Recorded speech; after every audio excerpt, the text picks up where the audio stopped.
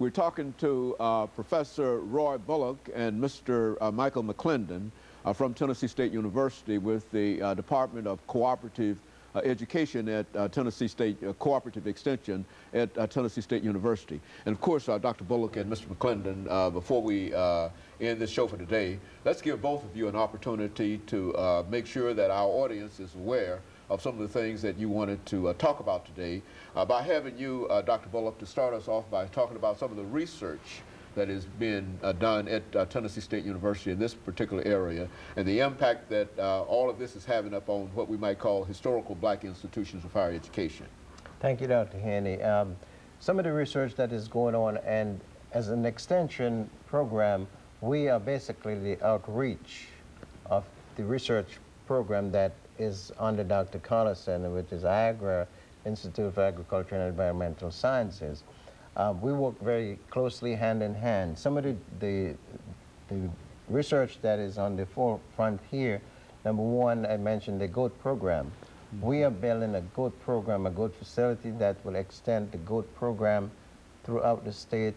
That is goat cheese, meat, milk, because you know, and so this is a good fit for the small farmers. We're also looking at the hybrid walnut that is led by Dr.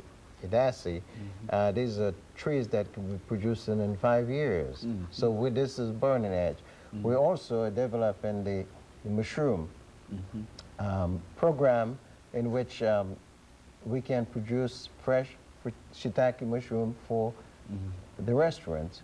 We also have, about a year ago, the very first time in Tennessee, initiated the formation of the Tennessee Organic Association, which is abbreviated TOGA.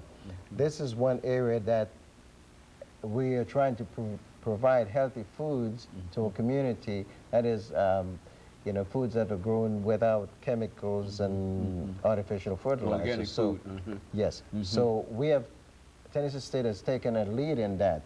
We're also looking at one other project that has been funded by USDA, is the pigeon pea variety, which is very, very high in protein, both for human consumption and animal consumption. And this is, for this first year, we've started a research project, joint research project, that will move this short day pigeon pea, which you plant around the month of April, and you can harvest that by August. And it's well accepted by most folks that came from foreign country, and it's a very, very delicious pea that is growing, and we do have that on our farm right now.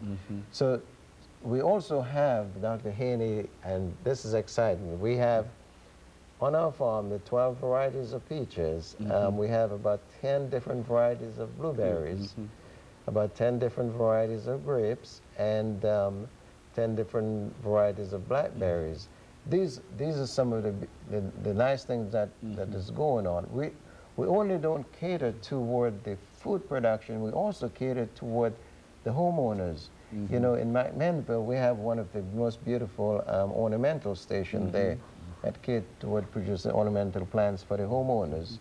We also have on our farm research and demonstration on different turfgrass varieties so that homeowners can see and use these things. So even though we're dealing with the small and limited resource farmers, we are at large dealing with the urban community also, so in urban gardening program.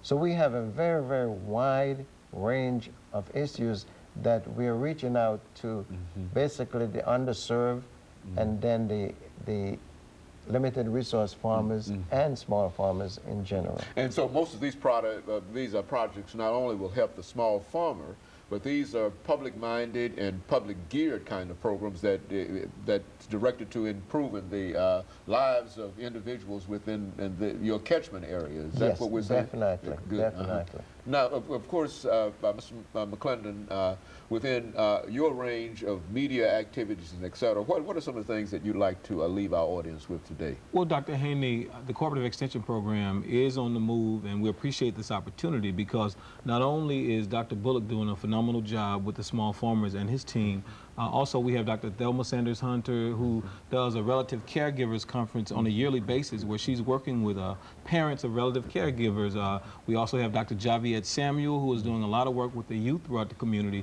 She's doing something called Hip Hop in the City. She did that last year where we work with youth and talk with them about issues dealing with hip hop music, dealing with abstinence, sex, drugs, alcohol. These things are being addressed. Also, something that's come up here lately, Dr. Joshua Dossie, who is on the farm team, has been teaming up with Alabama A&M. They've been addressing the issue of black farmer land law, something that's been going on in our community for quite some time. And so we're looking at issues, how can these farmers fight to keep their land, find out what's going on, what are the issues surrounding passing your property on to your children, what are the issues surrounding those property taxes, having a will. And so there are a lot of different areas that are being covered because we have a number of specialists, including our communications team as well. And so we just hope that people will take advantage of the various opportunities that the Cooperative Extension Program offers, because we're here for the community, and as Dr. Bullock said, we are the outreach portion of the university. Now, you know, Dr. Bullock, over the last 4 minutes that we have here, let's look at some of the things that you believe that Tennessee State University can do in order to elevate the situation of small and limited resource farmers. I mean, what are some of the other things that perhaps that Tennessee State University might not be doing that it could possibly do in order to do that? I think one of the things, first of all, let me say that we got some real strong leadership, all the way from the president, Dr. Johnson, on to my administrator, Dr. Chesney, and Dr. Lagari. So we have very strong leadership, and with this type of leadership, we are now linked up with Tennessee Department of Agriculture, Rural Development, Farm Service Agency, NRCS. We have some of the things that we have not really touched on previously that we're getting into is like water quality. That is an area that Tennessee State is moving into. You know, we, for many, many years, stood in the back line and look at these things, but we never really realized the impact that these things would have on our children and future grandchildren. So Tennessee State University is offering an opportunity to specifically the minority community to speed up and get abreast of the scientific information out there and be educated.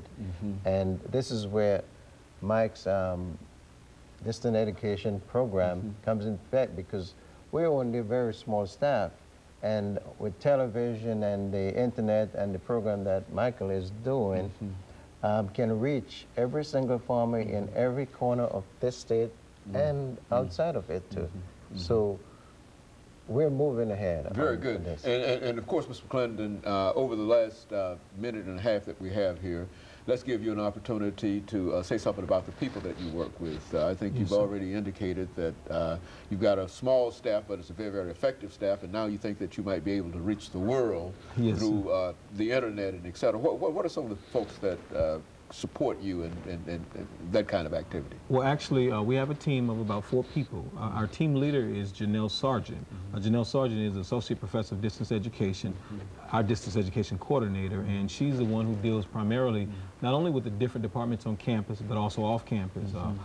I'm the media specialist, so I do most of the videography. I'll go out and videotape many events, put together DVDs and duplicate those. Also, we have Princess Patton, who is our editor, and she deals with a lot of our publications, and Jane House. Jane House does a lot of our graphics work, and she's been there working with a lot of our copying, as well as conceptualizing different ideas as they go into media format with relates to print media.